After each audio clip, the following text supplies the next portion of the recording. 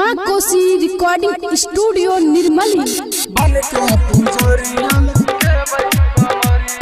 DJ चंचल निर्मली बजा। चलू अमिता विश्वकर्मा दुआरिया बन के पुजारिया लचके भाई कमरिया। चलू अमिता विश्वकर्मा दुआरिया बन के पुजारिया लचके भाई कमरिया।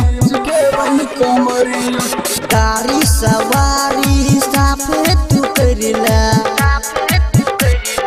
गाड़ी सवारी साफे तू करिला, माला चढ़ा के बन जाओ पुजरिया। चलू अमिता विश्वकर्मा दुआरिया बन के पुजारिया लचके भाई कमरिया। चलू अमिता विश्वकर्मा दुआरिया बन के पुजारिया लचके भाई कमरिया।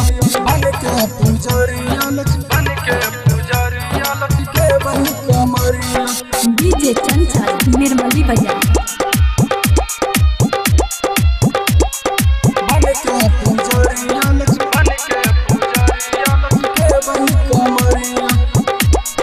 Presented by NAV Films Nirmali.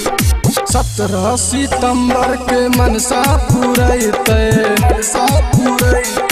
17 सितंबर के मनसा पूरैते, नाचत गावत सब द्वारे पे जैते।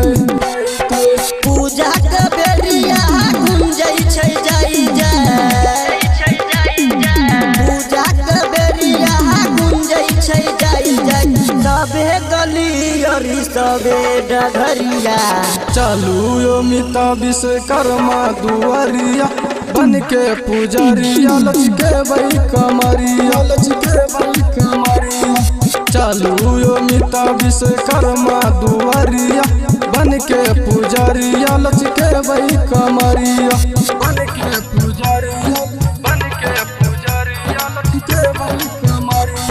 डीजे चंचल निर्मली बजा।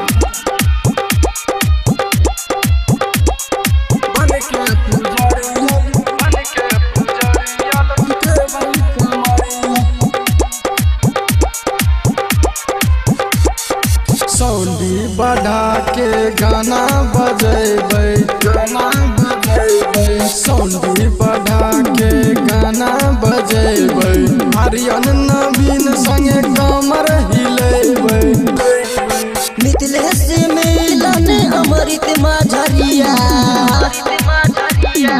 मिथिलेश मिलन अमृत माझरिया, संगे गाबै छै ओहो भजनिया।